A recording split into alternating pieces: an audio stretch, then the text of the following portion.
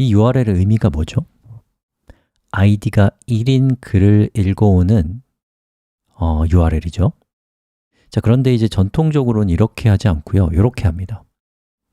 뒤에다가 물음표 id는 1이라고 하면 저 id가 1이라고 하는 값이 read로 전달돼요. 이게 원래 쓰던 방식이고, 그리고 표준이에요. 만약에 여러분이 전달하고 싶은 데이터가 여러 개가 있다, 예를 들면 뭐 모드라고 하는 정보를 주고 싶다, 그럼 모드는 하고 뭐 뒤에 값을 붙여서 여러 개의 값을 주렁주렁 붙여서 서버로 보낼 수 있습니다. 자, 이러한 문자 열들을 쿼리 스트링, 서버한테 어떤 정보를 질의할 때 쓰는 문자열이라고 해서 쿼리 스트링이라고 해요. 그런데 위에 거건 아래 거건 본질은 같아요. 데이터를 가져오는 거예요. 다만 밑에 있는 방식은 URL이 좀 지저분하기 때문에 요즘 트렌드에서는 위에 있는 깔끔한 방식을 더 선호하고 있는 것이죠. 어쨌든 둘 다 데이터를 브라우저가 서버로부터 요청하는 get하는 방식이라는 겁니다. 자, 요거 한번 보시죠. 여러분이 서브밋 버튼을 클릭했더니 URL이 저렇게 됐죠. 자, 해석해 보세요. 즉, 타이틀은 crud이고 body는 crud is 땡땡땡이라고 하는 입력값이 create로 전달된 겁니다. 자, 그런데 이 위에 있는 이 URL들과 밑에 있는 URL은 목적이 많이 달라요. 어떻게 다를까요? 위에 있는 것은 브라우저가 서버로부터 데이터를 읽어가는 get하는 것을 보여주는 URL이고요. 자, 이 밑에 있는 URL은 브라우저가 서버에 있는 데이터를 변경하려고 하는 작업이에요. 자, 만약에 이 변경하는 작업에 지금 여러분이 보고 계신 것처럼 이렇게 URL 안에 입력값까지 포함이 되어 있는 상태가 되면 어떤 문제가 되냐면 이 주소를 카피해서 뭐 트위터나 페이스북 같은 데다가 만약에 공유를 했다, 그럼 큰일 나는 거예요. 왜요? 사용자들이, 방문자들이 클릭할 때마다 글이 추가될 거 아니에요. 그렇기 때문에 브라우저가 서버의 데이터를 변경할 때는 저렇게 URL에 쿼리 스트링이나 이런 것들을 넣어서 하면 절대로 안 되는 겁니다. 자, 그럼 어떻게 하냐? 포스트라고 하는 것을 사용해야 돼요.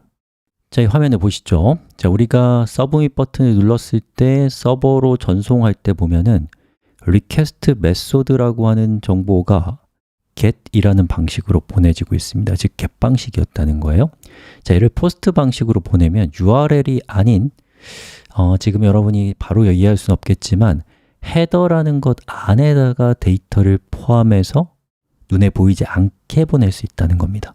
자, 폼에서 서브밋 버튼을 눌렀을 때 여러분이 아무것도 하지 않으면 기본적으로 get 방식이에요.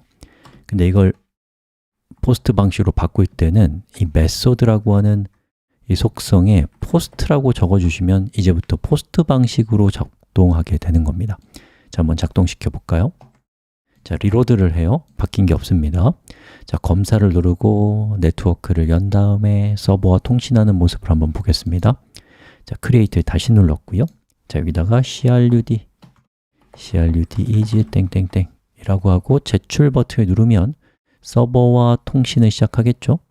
자, 통신을 하는데요, 지금 에러가 나긴 했습니다만, 자, 이 create를 클릭해 보면 보시는 것처럼 request method가 post로 바뀌었고요. 이 주소 안에 이 타이틀과 body와 같은 입력값이 포함되어 있지 않죠. 그리고 쭉 내려가 보시면 여긴 없네요. payload라는 걸 클릭해 보면 뭔가 URL이 아닌 다른 방식으로 서버로 타이틀과 body를 전송한 것을 볼 수 있습니다. 그러면 서버에서는 저 포스트 방식으로 전송한 타이틀과 body를 어떻게든 알아내서 여러 가지 처리를 하면 되는 것이죠. 자, 그 과정에서 CSRF Validation Failed라고 하는 메시지가 뜨는데요.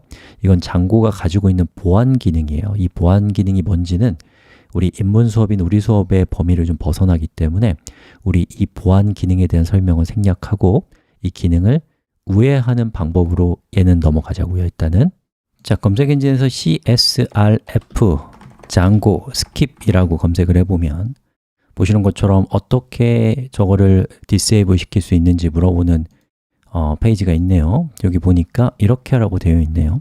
이런 정보들을 통해서 여러분들이 해결하시면 됩니다. 자, 일단 CSRF exempt라고 되는 거는 이건 이제 면제한다는 뜻이거든요. 즉 CSRF를 면제하겠다. 자, 이거를 우리 코드에다가 추가해 보자고요.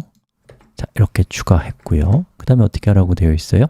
골뱅이 CSRF EXEMPT를 여러분이 면제시키고 싶은 함수에다가 이렇게 갖다 놓으시면 됩니다. 자, 그리고 한번 실행을 시켜 볼까요? 자, 백 버튼을 누르고요. 그 다음에 CRUD 이 내용을 다시 제출을 누르면 보시는 것처럼 서버 쪽으로 전송이 됐는데 아무런 변화가 없어요. 그건 왜 그러냐? 우리가 서버 쪽으로 전송됐을 때 아무 일도 하지 않았기 때문입니다. 그럼 여기에다가 뭘 추가할 거냐? get 방식으로 접속이 들어왔을 때와 포스트 방식으로 전송이 들어왔을 때를 구분해서 이 처리를 다르게 해볼 거예요.